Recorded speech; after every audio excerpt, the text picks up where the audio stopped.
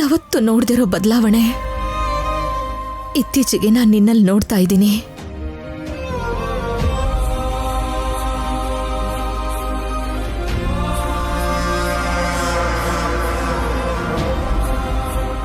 ಇಲ್ಲ, ನೀನು ಹೀಗಿರ್ಲಿಲ್ಲ ಕಣಮ್ಮ, ಯಾವತ್ತೂ ಹೀಗಿರ್ಲಿಲ್ಲ.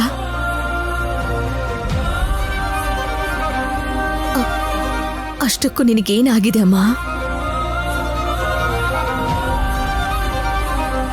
ನೀನ್ ನನ್ನನ್ನು ಕೇಳಿದ್ರೆ 2 ಲಕ್ಷ ಅಲ್ಲ 20 ಲಕ್ಷ ಬೇಕಾದ್ರೂ ನಿಮ್ಮಮ್ಮ ನಿನಗ್ ಕೊಡ್ತಾಳೆ, ಅದು ನಿನಗ್ ಗೊತ್ತು. ಆದ್ರೆ ಯಾಕೆ ನೀನ್ ಹೀಗ್ ಮಾಡ್ದೆ?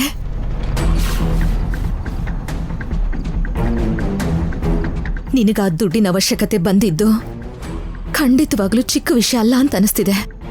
ಅದು ನನಗೆ ಅರ್ಥ ಆಗ್ತಾ ಇದೆ. ಇಲ್ಲ ಅಂದಿದ್ರೆ ಧೈರ್ಯವಾಗಿ ಬಂದು, ಅಮ್ಮ ನನಗೆ ಈ ಥರ ದುಡ್ಡು ಬೇಕು ಕೊಡು ಅಂತ ಅದೇ ಕಾರಣದಿಂದ ಕೇಳ್ತಾ ಇದ್ದೆ. ಆದ್ರೆ ಆ 2 ಲಕ್ಷ ರೂಪಾಯಿ ವಿಷಯದಲ್ಲಿ ನೀನ್ ಹಾಗೇನೂ ಮಾಡ್ಲೇ ಇಲ್ಲ. ಅದಕ್ಕೆ ಏನೋ ತಪ್ಪು ನಡೀತಿದೆ ಅನ್ನೋ ಟೆನ್ಷನಲ್ಲಿ ಈ ರೀತಿ ಕೇಳ್ತಾ ಇದ್ದೀನಿ.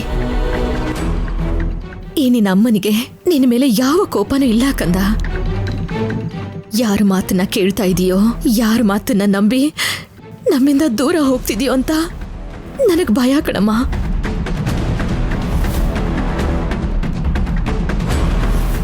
ಈ ನಿನ್ನ ಅಮ್ಮನ ಮನಸ್ಸನ್ನ ಅರ್ಥ ಮಾಡ್ಕೋ. ನಿನಗೇನೇ ಕಷ್ಟ ಬಂದ್ರೂ ನನ್ನ ಹತ್ರ ಹೇಳು.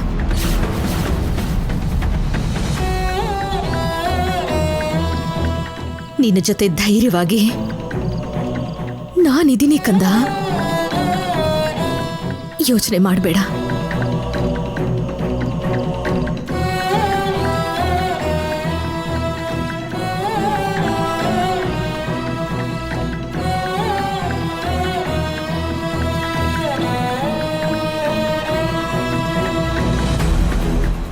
ಹೌದು, ಅಮ್ಮ ಹೇಳಿದ್ದು ನಿಜಾನೇ ಅಲ್ವಾ? ನಾನು ಅನಾವಶ್ಯಕವಾಗಿ ಸಮಸ್ಯೆನೇನಾದ್ರೂ ದೊಡ್ಡದಾಗಿ ಮಾಡ್ಕೋತಿದ್ದೀನ? ಮೊದಲೇ ಈ ವಿಷಯನೆಲ್ಲ ಅಮ್ಮನ ಹತ್ರ ಹೇಳಿದಿದ್ರೆ ಇಷ್ಟೆಲ್ಲ ಆಗ್ತಿರ್ಲಿಲ್ಲ ಅಲ್ವಾ?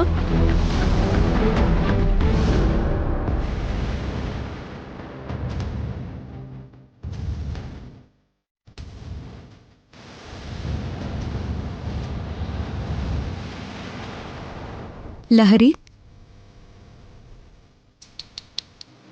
ನೋಡ್ತಾ ಇದ್ರೆ ನಿಮ್ಮಮ್ಮ ಮಾತಾಡಿರೋ ಎಮೋಷನಲ್ ಡೈಲಾಗ್ಸ್ಗೆ ತುಂಬಾನೇ ಫೀಲ್ ಆಗ್ತಿರೋ ಥರ ಇದೆ.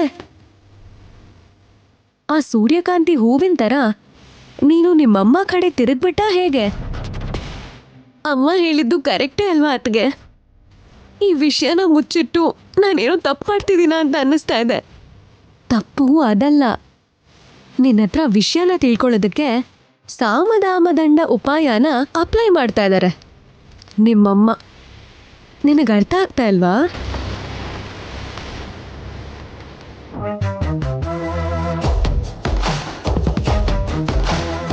ಸೀರಿಯಸ್ ಆಗಿ ಕೇಳಿದ್ರೆ ನೀನ್ ಏನು ಹೇಳಲ್ಲ ಅಂತ ಎಮೋಷನಲ್ ಟಚ್ ಕೊಟ್ಟಿದ್ದಾರೆ.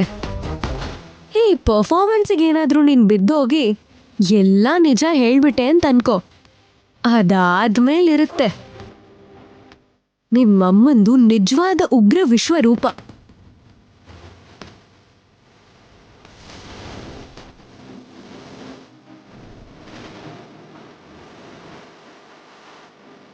ಅವತ್ತು ನಿನ್ ಮನೆಗೆ ಲೇಟಾಗಿ ಬಂದಾಗ ರಿಯಾಕ್ಷನ್ ಹೇಗಿತ್ತೋ ಒಂದ್ಸಲ ನೆನಪು ಮಾಡ್ಕೊ. ನನ್ನ ಹತ್ರ ಸುಳ್ಳು ಹೇಳಕ್ಕೆ ಎಷ್ಟೇ ಧೈರ್ಯ? ಹೇಳ್ತೀಯಾ? ಹೇಳ್ತೀಯೇ?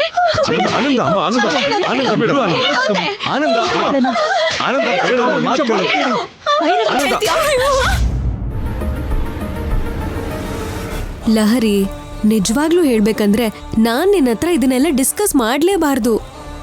ಆದ್ರೆ ರಿಸ್ಕ್ ತಗೊಂಡು ನಿನ್ನ ಒಳ್ಳೇದಕ್ಕೆ ಹೇಳ್ತಾ ಇದ್ದೀನಿ. ನನ್ನ ಮಾತನ್ನ ಕೇಳ್ತೀಯಾ ಅಥವಾ ನಿಮ್ಮಮ್ಮನ ಕೈಯಲ್ಲಿ ಏಟ್ ತಿಂತೀಯಾ? ನಿನ್ನಿಷ್ಟ.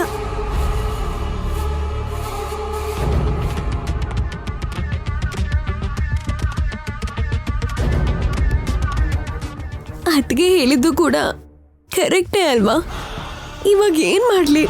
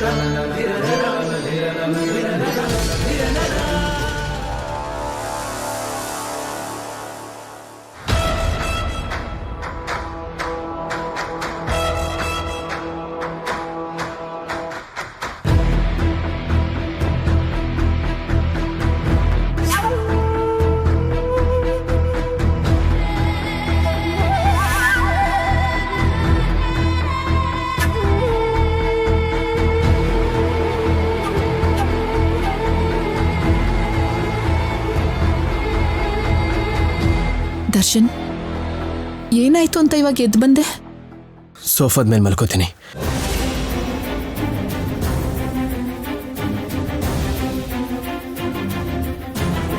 ಅದೇನು ದರ್ಶನ್, ನಾವಿಲ್ಲಿಗೆ ಬಂದಿತ್ತು ಹ್ಯಾಪಿಯಾಗಿ ಟೈಮ್ ಸ್ಪೆಂಡ್ ಮಾಡಕ್ಕಲ್ವಾ? ಹ್ಯಾಪಿ ಅಂದ್ರೆ ಇದು ಮಾತ್ರ ಇರೋದಾ ಸಮೀರಾ? ಏನ್ ಮಾತಾಡ್ತಾ ಇದೆಯಾ ದರ್ಶನ್? ಈ ಹನಿಮೂನ್ ಪ್ರೋಗ್ರಾಮ್, ಈ ಅರೇಂಜ್ಮೆಂಟ್ಸ್, ಇದನ್ನೆಲ್ಲ ಈ ಥರ ಹಾಳು ಮಾಡೋದ್ರಲ್ಲಿ ಏನೂ ಅರ್ಥನೇ ಇಲ್ಲ. ಯಾಕೆ ಈ ಹ್ಯಾಪಿ ಮೂಡ್ನ ಡಿಸಪಾಯಿಂಟ್ ಮಾಡ್ತಿದ್ಯಾ?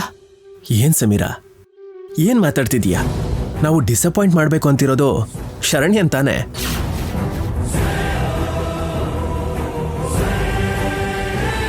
ಅಂದಮೇಲೆ ಡಿಸಪಾಯಿಂಟ್ ಮಾಡ್ತಿದ್ಯಾ ಅಂತ ಯಾಕೆ ಹೇಳ್ತಿದ್ಯಾ? ಈ ಅರೇಂಜ್ಮೆಂಟ್ಸು ಇದೆಲ್ಲ ಶರಣ್ಯ ನನ್ನ ಮೇಲೆ ಅಸಹ್ಯ ಪಟ್ಟು ಅವಳ ದಾರಿನ ಅವಳು ನೋಡ್ಕೊಂಡು ಹೊರಟು ಹೋಗೋಕೆ. ಅದನ್ನ ಬಿಟ್ಟು ಎಲ್ಲರೂ ಅಸಹ್ಯ ಪಡೋ ಹಾಗೆ ನಾವು ತಪ್ಪು ಮಾಡೋದಕ್ಕಲ್ಲ ಅಲ್ವಾ ಸಮೀರಾ? ಸಮೀರಾ, ಶರಣ್ಯ ಈಗ ತಾನೇ ಕೋಪದಲ್ಲೋ ನೋವಲ್ಲೋ ಒಂದು ಮಾತಂದ್ಲು, ನೆನ್ಪಿದ್ಯಾ?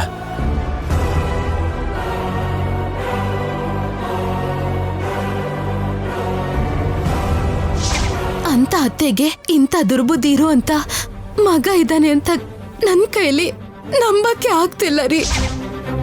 ಎಸ್, ವಾಸ್ತವ. ನಮ್ಮಮ್ಮ ಯಾವತ್ತೂ ಕೂಡ ಈ ಥರ ತಪ್ಪು ಮಾಡೋದಕ್ಕೆ ನಮಗೆ ಹೇಳ್ಕೊಟ್ಟಿಲ್ಲ ಸಮೀರಾ. ನನ್ನ ಮನಸ್ಸು ಎಂಥದ್ದೇ ವೀಕ್ ಮೂಮೆಂಟಲ್ಲಾದರೂ ತಪ್ಪು ಮಾಡಲ್ಲ. ಸಮೀರಾ, ಒಂದು ಪಾಯಿಂಟ್ನ ನೀನು ಯೋಚನೆ ಮಾಡಿದ್ಯಾ? ಶರಣ್ಯ ನನ್ನ ಮನಸ್ಸಲ್ಲಿಲ್ಲ ಅಂತ ಅವಳನ್ನ ಹತ್ರ ಸೇರಿಸೋದಕ್ಕೂ ನಾನು ಒಪ್ಕೋತಿಲ್ಲ. ಇಲ್ಲೋಡು, ಅವಳಿಂದ ದೂರ ಆಗೋದಕ್ಕೆ ನಾನು ಏನೇನೋ ಮಾಡ್ತಿದ್ದೀನಿ, ಸೈಕೋ ಥರ ಬಿಹೇವ್ ಮಾಡ್ತಿದ್ದೀನಿ. ಅಷ್ಟಕ್ಕೂ ಯಾಕಿದೆಲ್ಲ? ಯಾರಾದ್ರೆ ಏನು, ಚೆನ್ನಾಗಿದ್ದಾಳಲ್ವಾ ಅಂತ ಅವಳ ಜೊತೆ ಕಣ್ಣು ಮುಚ್ಕೊಂಡು ಸಂಸಾರ ಮಾಡ್ಬೋದಲ್ವಾ? ನಿನ್ ಜೊತೆನೂ ಜೀವನನ ಎಂಜಾಯ್ ಮಾಡ್ಬೋದಲ್ವಾ? ಈ ಎಲ್ಲ ಡ್ರಾಮಾಗಳು ಶರಣ್ಯನ ಮೇಲೆ ದ್ವೇಷ ತೋರಿಸೋದಕ್ಕೆ ಮಾತ್ರ. ನಾನು ದಾರಿ ತಪ್ಪಾರ್ದು ಸಮೀರಾ. ನಿನ್ ಕುತ್ತಿಗೆಲಿ ನಾನು ಕಟ್ಟಿರೋ ತಾಳಿ ಇಲ್ದೇನೆ ನಮ್ಮ ಶರೀರ ಒಂದಾದ್ರೆ ಅದು ಬೇರೆ ಅರ್ಥನೇ ಕೊಡುತ್ತೆ. ಪ್ರಾಣ ಹೋದ್ರೂ ನಾನು ನನ್ನ ಕ್ಯಾರೆಕ್ಟರ್ನ ಹಾಳು ಮಾಡ್ಕೊಳ್ಳಲ್ಲ ಸಮೀರಾ.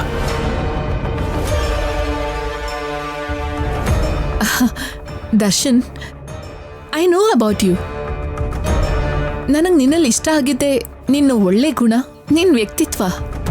ಬಟ್ ನಿನ್ನ ಜೊತೆಗೆ ಹೀಗೆ ಒಂಟಿಯಾಗಿ ಈ ಥರ ರೊಮ್ಯಾಂಟಿಕ್ ಅಟ್ಮಾಸ್ಫಿಯರಲ್ಲಿ ಇದ್ದಿದ್ದಕ್ಕೆ ಯಾಕೋ ನಾನು ಆದಷ್ಟು ಬೇಗ ಶರಣ್ಯ ನಮ್ಮಿಬ್ಬರ ಮಧ್ಯದಿಂದ ದೂರ ಆಗ್ತಾಳೆ. ಅವಾಗ ನಾನು ಅಮ್ಮನ ಹತ್ರ ಮಾತಾಡಿ ನಿನ್ನ ಮದುವೆ ಮಾಡ್ಕೋತೀನಿ. ಅವಾಗ ಪ್ರತಿ ಕ್ಷಣ ಇದೇ ಥರ ರೊಮ್ಯಾಂಟಿಕ್ ಆಗಿ ಬದುಕ್ಬೋದು. ಅಲ್ಲಿವರೆಗೂ ನಾವಿಬ್ರು ದೂರನೇ ಇರಬೇಕು. ಅವಳ ಬಗ್ಗೆ ಯೋಚನೆ ಮಾಡಬೇಡ, ಹೋಗಿ ಮಲ್ಕೋ.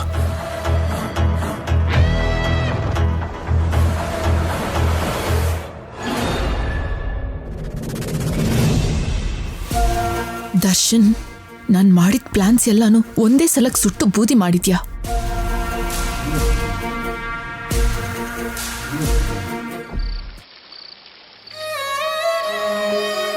ನನ್ನ ಸಂಸಾರನ ನಾನು ಕಾಪಾಡ್ಕೋಬೇಕು ಅಂತ ಅತ್ತೆ ಹೇಳಿದ ಮಾತು ಕೇಳಿ ನನಗೆ ಧೈರ್ಯ ಬಂತು. ಆದ್ರೆ ನನ್ನ ಪ್ರಯತ್ನಗಳು ಯಾವುದು ಅವ್ರ ಮನಸ್ಸಲ್ಲಿ ನನ್ನ ಮೇಲೆ ಪ್ರೀತಿ ಹುಟ್ಟೋ ಹಾಗೆ ಮಾಡಿಲ್ಲ. ಆದ್ರೆ ದರ್ಶನ್ ಅವ್ರು ಮಾತ್ರ ಅವ್ರ ವಿಚಾರದಲ್ಲಿ ಕ್ಲಿಯರ್ ಆಗಿದ್ದಾರೆ.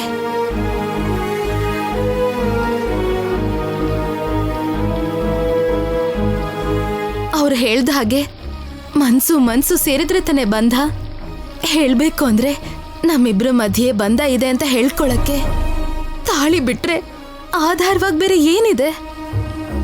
ಇನ್ನೂ ಅವ್ರ ಮನ್ಸಲ್ಲಿ ನನ್ನನ್ನ ಹೆಂಡತಿಯಾಗಿ ಇನ್ಯಾವತ್ತೂ ಒಪ್ಕೊಳ್ಳೋದಿಲ್ಲ ಅಂತ ನನ್ಗೆ ಅರ್ಥ ಆಯ್ತು. ದರ್ಶನ್ ಅವರು ಇವತ್ತು ರಾತ್ರಿ ಪೂರ್ತಿ ಸಮೀರಾಗೆ ಸ್ವಂತ ಆಗ್ತಿದ್ದಾರೆ. ಇನ್ನಾನು ಅವ್ರ ಜೀವನದಲ್ಲಿರೋದು ಸರಿ ಅಲ್ಲ. ನಾನು ಹೋದ್ರೇನೆ ಅವರು ಸಂತೋಷವಾಗಿರೋಕ್ ಸಾಧ್ಯ.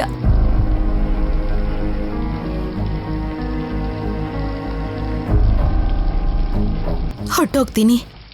ಅತ್ತೆ ಅವ್ರ ನಂಬಿಕೆನ ಹಾಳು ಮಾಡಿದೆ ಅಂತ ಅನ್ಕೊಂಡ್ರು ದರ್ಶನ್ ಅವ್ರಿಗೋಸ್ಕರ ಆದ್ರೂ ಈ ನಿರ್ಧಾರನ ತಗೊಳ್ಳೇಬೇಕು.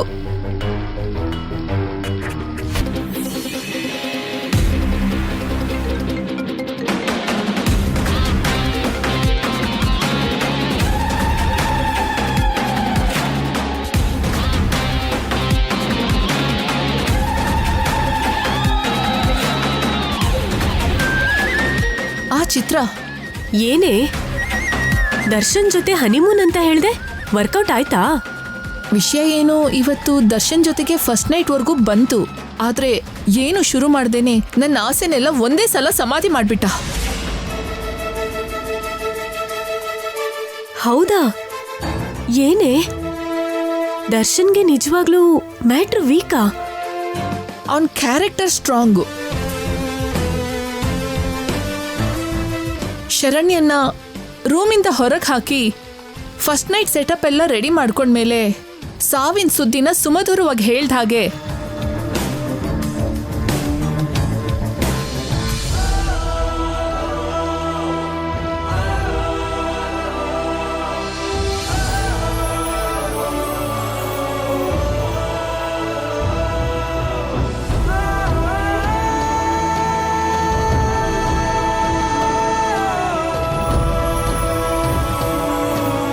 ಇದು ನಡೆದಿದ್ದು. ಹೇಗಾದ್ರೂ ಸರಿ ದರ್ಶನ್ನ ಕಂಟ್ರೋಲಿಗೆ ತಗೊಂಡು ಹನಿಮೂನ್ ಅನ್ನೋ ಹೆಸರಲ್ಲಿ ಅವನಿಂದ ಮಗುನು ಹೆರ್ಬೇಕು ಅಂತ ಅನ್ಕೊಂಡಿದ್ದೆ.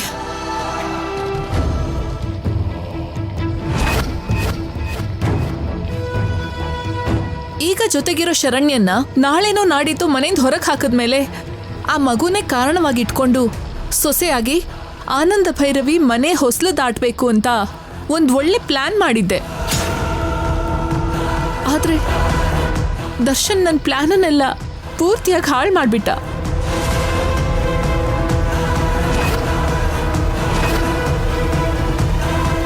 ಎಮೋಷನ್ಸ್, ಎಥಿಕ್ಸ್ ಅಂತ ಬೇಡದೇ ಇರೋ ಲೆಕ್ಚರ್ನೆಲ್ಲ ಕೊಟ್ಟು ಆನಂದ ಭೈರವಿಗೆ ಬುದ್ಧಿ ಕಲಿಸುವಂತ ವಜ್ರಾಯುಧಾನ ನನ್ನ ಕೈಗೆ ಸೇರ್ತಿರೋ ಹಾಗೆ ಮಾಡಿಬಿಟ್ಟ.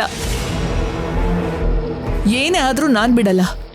ಈ ಟ್ರಿಪ್ ಮುಗಿಯೋದ್ರೊಳಗಡೆ ದರ್ಶನ್ನ ನನ್ನ ವಶ ಮಾಡಿಕೊಂಡು ಅವನು ಕ್ಲೋಸ್ ಆಗೋವರೆಗೂ ಸುಮ್ಮನೆ ಬಿಡಲ್ಲ.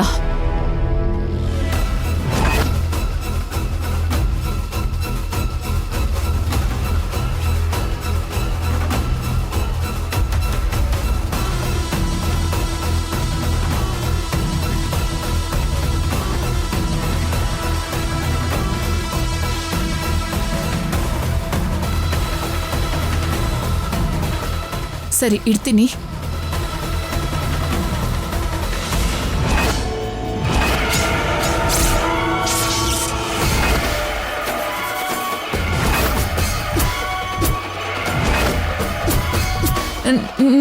ನೀನೇನಿಲ್ಲಿ?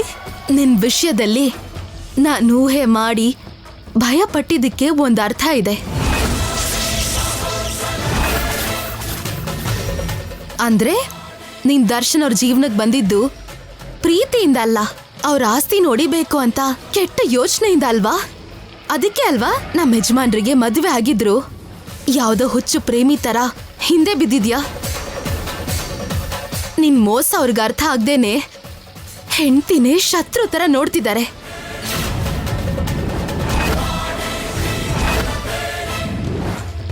ಹುಚ್ಚಿ ನನಗೆಲ್ಲ ಒಂದೊಂದೇ ಗೊತ್ತಾಗತ್ತೆ. ಆದ್ರೆ ಅವ್ರನ್ನ ಹೇಗ್ ಕನ್ವಿನ್ಸ್ ಮಾಡೋದು ಅಂತ ನನಗೆ ಗೊತ್ತಾಗ್ತಿಲ್ಲ. ಆದ್ರೆ ಅರ್ಥ ಮಾಡಿಸ್ತೀನಿ. ನಿನ್ ಕಥೆನೂ ಕೂಡ ಖಂಡಿತವಾಗ್ಲೂ ಮುಗಿಸ್ತೀನಿ. ನಿನ್ನ ಹೀಗೆ ಬಿಟ್ರೆ ಇನ್ನೂ ಏನ್ ಬೇಕಾದ್ರೂ ಮಾಡ್ತೀಯ. ಆದ್ರೆ ನಿನ್ ಕನ್ಸನ್ನ ನನ್ಸಾಗೋದಿಕ್ ಬಿಡಲ್ಲ. ನೀನ್ ಯಾವತ್ಗೂ ಆನಂದ ಭೈರವಿ ಅವ್ರ ಸೊಸೆ ಆಗೋದಿಕ್ಕೆ ಸಾಧ್ಯ ಇಲ್ಲ. ಅಷ್ಟೇ ಅಲ್ಲ, ಆ ಮನೆ ಗೋಡೆ ಸಹ ನಿನ್ ಕೈಲಿ ಮುಟ್ಟಕ್ಕಾಗಲ್ಲ. ಇವತ್ತಿನವರೆಗೂ ಅವ್ರ ಜೀವನದಲ್ಲಿ ನಾನು ಅಡ್ಡ ಇದ್ದೀನಿ ಅಂತ ಅನ್ಕೊಂಡಿರ್ಬೋದು. ಆದ್ರೆ ಇನ್ಮುಂದೆ ನನ್ ಗಂಡನ್ನ ರೆಪ್ಪೆ ತರ ಕಾಪಾಡ್ಬೇಕಾಗಿರೋದು ನನ್ ಜವಾಬ್ದಾರಿ. ಅವ್ರನ್ನ ಬಿಟ್ಟು ನಾನು ಎಲ್ಲಿಗೂ ಹೋಗಲ್ಲ. ನಾನ್ ನಿನ್ಗೆ ಏನ್ ಮಾಡ್ತೀನಿ ಅಂತ ನೋಡ್ತಿರು.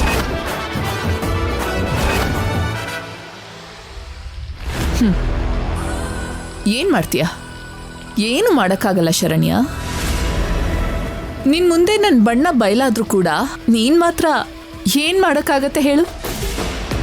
ಈ ತರ ಆಚೆ ಕೂತ್ಕೊಂಡು ಮೂತಿ ಮುರಿಸ್ಕೊಂಡು ಜಸ್ಟ್ ಒಂದು ವೇಸ್ಟ್ ಪೀಸ್ ತರ ಮೂಲೆಯಲ್ಲಿ ಬಿದ್ದು ಸಾಯ್ಬೇಕಾಗಿರೋದೆ. ಆದ್ರೆ ಒಳಗಡೆ ಇವಾಗ ನನ್ನ ಕೈಲಿ ಏನ್ ಮಾಡಕ್ಕಾಗತ್ತೆ ಅಂತ ಗೊತ್ತಾ?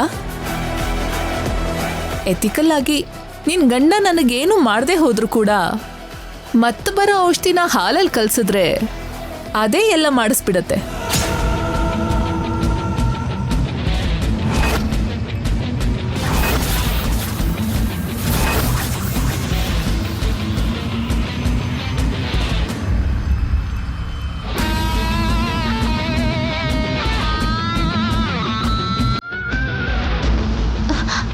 ಸಮೀರಾ, ನಿಂತ್ಕೋ.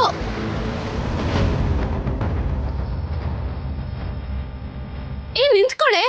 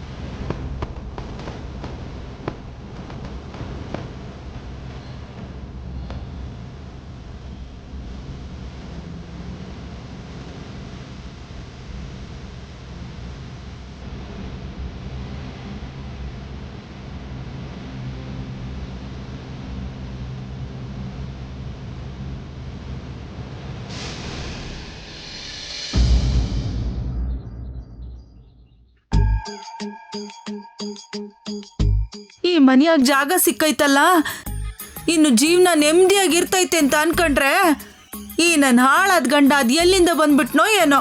ದೇವ್ರ ದಯೆಯಿಂದ ಈಗೇನೋ ಅವನ ಕೈಯಿಂದ ತಪ್ಪಿಸ್ಕೊಂಬಂದ್ಬಿಟ್ಟೆ. ಆದ್ರೆ ಅವನ ಕೈಗೆ ಸಿಕ್ಕಾಕೊಂಡೆ ಅಂದ್ರೆ ನನ್ನ ಕತೆ ಅಷ್ಟೇನೆ. ಅಮ್ಮ ಅಮ್ಮ